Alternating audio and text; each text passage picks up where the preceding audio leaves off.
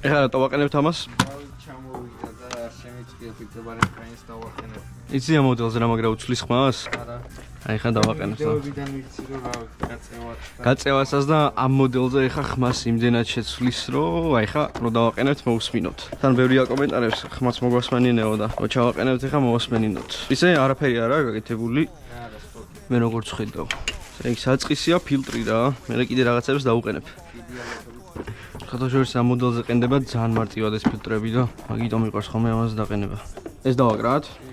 ამას უნდა 10-15,000 კილომეტრში ერთხელ გარეცხვა. ეხა ამ ფილტრს კონკრეტულად ჭირდება 44 მილილიტრი ზეთი. საწმენდ კომპლექტში შედის 237 მილილიტრი ზეთი. 80 ლარია კომპლექტის ფასი. და ერთი საწმენდი დაახლოებით 3-4 გარეცხვა უნდა გეყოს მინიმუმ.